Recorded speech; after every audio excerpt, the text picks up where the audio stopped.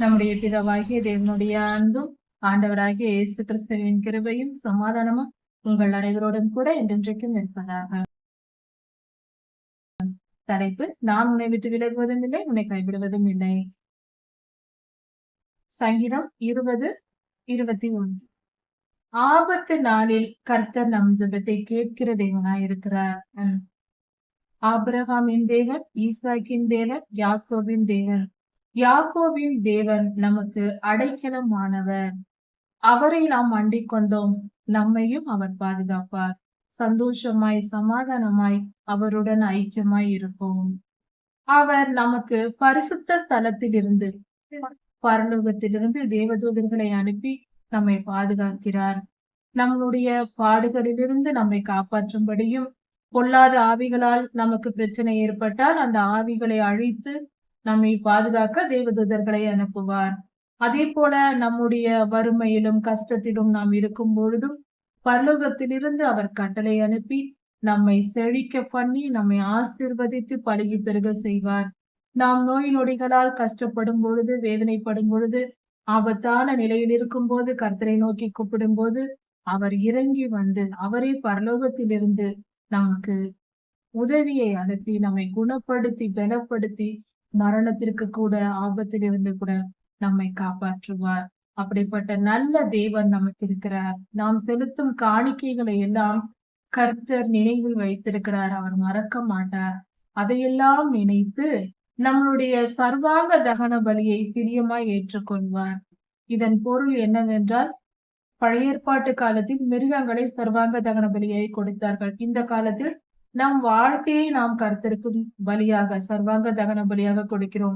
நம்முடைய நேரத்தை, நம்முடைய வாழ்க்கை முழுவதையும் கர்த்தருக்கென்று அர்ப்பணிக்கிற வாழ்க்கையை சர்வாங்க தகன பலி என்று நாம் சொல்லலாம். அதாவது, இந்த உலகத்தில் வாழ்கிறோம், உலகத்தின் காரியங்களை நாம் செய்ய வேண்டும் தான். படிப்பது, வேலை செய்வது, வீட்டு வேலையை செய்வது போன்ற எல்லா காரியங்களையும் அவரவர் நிலைக்கு ஏற்ப செய்ய வேண்டியதுதான். ஆனாலும் எல்லாவற்றிற்கும் முன்பாக, முதலாவதாக எல்லா காரியங்களையும் கர்த்தருடைய வழிகளில் செய்ய வேண்டும். உண்மையுமாய், நீதியுமாய், நேர்மையுமாய் நம் பேச்சு செயல்கள் எல்லாம் இருந்தால் அது முழுமையாய் சர்வாங்க தகன பலியாய் இருக்கும்.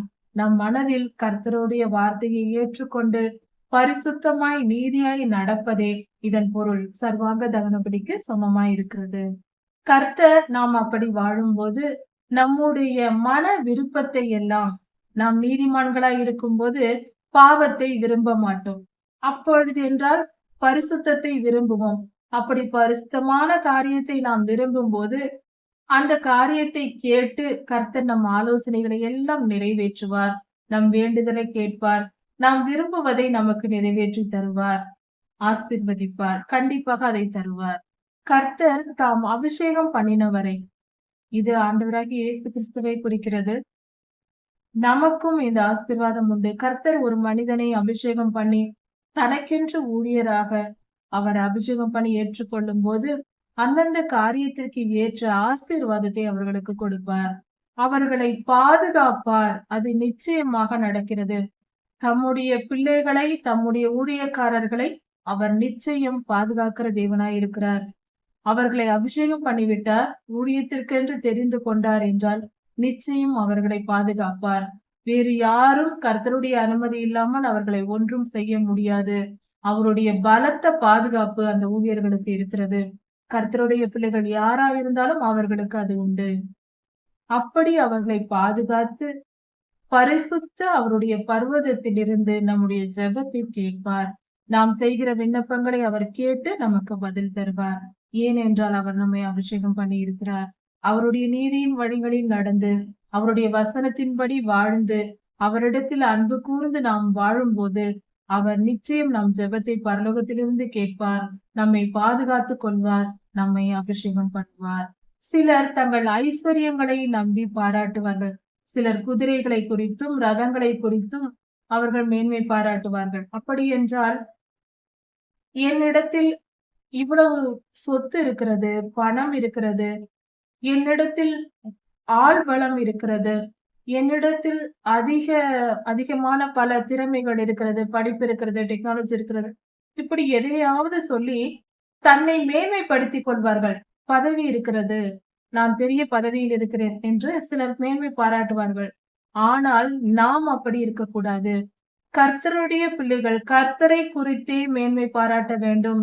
நம்முடைய திறமைகள் எல்லாம் கர்த்தருக்கு முன்பாக குப்பையாய் இருக்கிறது. நம்மளுடைய அறிவு கர்த்தருக்கு முன்பாக பைத்தியமாய் இருக்கிறது. கர்த்தருக்கு முன்பாக நம்முடைய எல்லா விஷயங்களும் அது பெரிய ஜீரோவாக இருக்கிறது. பூஜ்ஜியமாய் இருக்கிறது. அதை மறந்துவிடக் கூடாது. நாம் ஒன்றும் இல்லாதவர்கள். நாமே பூஜ்ஜியம். நம்மிடத்தில் இருக்கிற பொருள்களும் நம்மிடத்தில் உள்ள திறமைகளும் அது மிகப்பெரிய பூஜ்ஜியமாய் இருக்கிறது. கர்த்தருக்கு முன்பாக தலை நிமிர்த்த நாம் யார்? வெறும் 6 அடி உயரமுள்ள 5 அடி உயரமுள்ள மனிதன் தான். மண்ணிலிருந்து தோன்றியவன் மண்ணுக்கு திரும்புகிற மண்ணோடுகளுக்கு ஒத்த மண்ணாய் இருக்கிறோம். நமக்கு எதற்கு மேன்மை பாராட்டுதல்? ஒரே ஒரு விதத்தில் நாம் மேன்மை பாராட்டலாம். கர்த்தருடைய திருப்பாதங்களில் நாம் விழுந்து பணிகிற பாக்கியம் நமக்கு கிடைத்திருக்கிறதே. கர்த்தரை தொழுது கொள்கிற பாக்கியம் நமக்கு கிடைத்திருக்கிறதே. அதற்காக நாம் மேன்மை பாராட்டலாம். கர்த்தரை குறித்தே நாம் மேன்மை பாராட்டலாம். அவருடைய திருக்கரங்களால் உருவாக்கப்பட்டிருக்கிறோம். அவருடைய நினைவுகளில் நாம் இருக்கிறோம் என்பதே நமக்கு மிகப்பெரிய மேன்மையா இருக்கிறது. நம்மை அவர் கவனித்து பார்க்க நாம் எம்மாத்திரம். ஆனாலும் அவர் நினைவில் நம்மை வைத்திருக்கிறாரே, அதுவே நமக்கு மிகப்பெரிய மேன்மை. அது மட்டுமே நமக்கு மேன்மை. அவர் நினைவுகளில் இருக்கிறோம், அவர் திருக்கரங்களில் இருக்கிறோம். மேன்மை பாராட்ட வேண்டும் என்றால் கர்த்தரை குறித்தே மேன்மை பாராட்ட வேண்டும். வேறு எதுவும் நம்மிடத்தில் இல்லை. நம் ஆவியை படைத்ததும் ஆத்துமாவை படைத்ததும் சரீரத்தை படைத்ததும் அவரே. நம் உயிரை படைத்ததும் உணர்வை படைத்ததும் நாம் இருக்கிற பூமியை படைத்ததும் காற்று, நம் உணவு எல்லாவற்றையும் படைத்தது அவரே. அப்படி இருக்க அவரே எல்லாவற்றையும் நமக்கு கொடுத்திருக்க நாம் வெறுமை, நாம் ஒன்றும் இல்லை. நம்மை தேடினால் எங்கும் கிடைக்க மாட்டோம். நமக்குள்ளும் தேட முடியாது, ஊரில் போயும் தேட முடியாது. வீணான மன குழப்பங்கள் எதற்கு? கர்த்தர் ஒருவரே பெரியவர். நம்மை தாழ்த்துவோம். அப்படி மேன்மை பாராட்டுகிறவர்கள் விழுந்தார்கள்.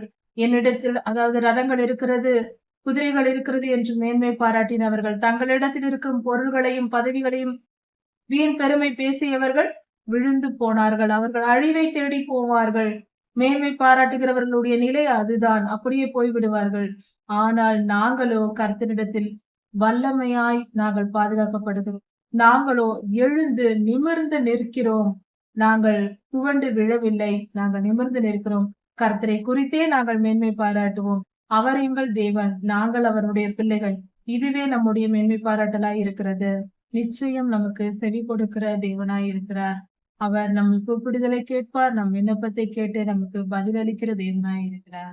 மனுஷகுமாரனை குறித்து இந்த வேத பகுதியில் தீர்க்க தரிசனமாக உரைத்திருக்கிறார். தாவீது ஐயாவின் காலத்திற்கு பிறகு 500 வருடங்களுக்கும் மேற்பட்ட பின்புதான், அதாவது சுமார் 1000 வருடங்களுக்கும் மேற்பட்ட பின்புதான் ஆண்டவராகிய இயேசு கிறிஸ்து இந்த உலகத்தில் பிறந்தார். அவரை குறித்து பரலோகத்தில் மனுஷகுமாரன் இயேசு கிறிஸ்து இருந்தார். பிதாவாகிய தேவன், குமாரனாகிய ஆண்டவராகிய இயேசு கிறிஸ்து, பிதாவாகிய தேவன், குமாரனாகிய தேவன், பரிசுத்த ஆவியாகிய தேவன் மூவரும் திரித்துவமாக இருக்கிறார். அவர் மூவர் ஒருவர், மூவரும் ஒன்றாய் இருக்கிறார்கள். ஒருவராய் அவர் இருக்கிறார். அப்படி இருக்க மனுஷகுமாரனை குறித்து, ஆண்டவராகிய இயேசு கிறிஸ்துவை குறித்து ஏசாயா தீர்க்க தரிசன புஸ்தகத்திலும் சொல்லப்பட்டிருக்கிறது. அதே போல இந்த இடத்தில் தாவீது ஐயாவும் சொல்லி இருக்கிறார். அவர் இயேசு கிறிஸ்துவை குறித்து, மனுஷகுமாரனை குறித்து என்ன சொல்லியிருக்கிறார் என்று பார்க்கலாம். அவர் முதலில் சொல்லும் போதே ராஜா என்று சொல்லியிருக்கிறார். நமது ஆண்டவராகிய இயேசு கிறிஸ்துவை ராஜா என்று சொல்லியிருக்கிறார். கர்த்தாவே, உம்முடைய வல்லமையிலே ராஜா மகிழ்ச்சியாய் இருக்கிறார். பிதாவாகிய தேவனுடைய வல்லமையில் குமாரனாகிய ராஜா மகிழ்ச்சியாய் இருக்கிறார். உம்முடைய பாதுகாப்பிலே குமாரன் எவ்வளவாய் களி கூறுகிறார், சந்தோஷமாய் இருக்கிறார் என்று சொல்லுகிறார். அப்படியானால் தாவீது ஐயா தரிசனம் பார்த்திருக்கிறார். பிதாவாகிய தேவனும் குமாரனாகிய தேவனும் அவர்கள் ஒன்றாய் இருப்பதை தரிசனத்தில் பார்த்திருக்கிறார்.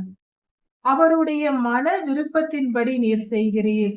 பிதாவாகிய தேவன் குமாரனுடைய மன விருப்பத்தின்படி அவர் கேட்பதையெல்லாம் செய்கிறீர். அவர் கேட்பதை நீர் எதையுமே தள்ளிவிடுவதில்லை. கேட்பதையெல்லாம் செய்கிற தகப்பனாய் நீர் இருக்கிறீர் என்று சொல்லுகிறார். உத்தம ஆசீர்வாதங்களோடு நீர் வந்து பிதாவாகிய தேவன் வந்து குமாரனை தம்முடைய சிரசின் மேல் பொற்கிரீடத்தை தரிப்பிக்கிறார். நமது ஆண்டவராகிய இயேசு கிறிஸ்துவின் தலையில் ஒரு கிரீடத்தை அவர் சிரசில் வைக்கிறார். இப்படியாக பிதாவாகிய தேவன் குமாரனுக்கு பொற்கிரீடம் சூட்டுகிறார் என்று அதை இவர் தரிசனத்தில் தாவீதையா பார்த்து எழுதி வைத்திருக்கிறார். குமாரன் ஆண்டவராகிய இயேசு கிறிஸ்து பிதாவினிடத்தில் ஆயுசை கேட்டார். ஆனால் பிதாவாகிய தேவனோ தீர்க்க ஆயுசை கொடுத்தார். அப்படி என்றால் நித்தியமான வாழ்வு, மரணமற்ற வாழ்வை கொடுத்தார். உம்முடைய ரட்சிப்பினால் நீர் பாதுகாத்ததினால் அவருடைய மேன்மை மிகவும் பெரியதாய் இருக்கிறது. மேன்மையையும் மகத்துவத்தையும் அவருக்கு தந்திருக்கிறீர். அவருடைய மகிமை பெரியதா இருக்கிறது.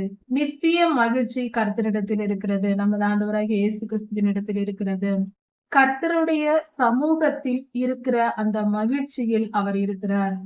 பிறந்த குழந்தைகள் பசியோடு இருக்கும்.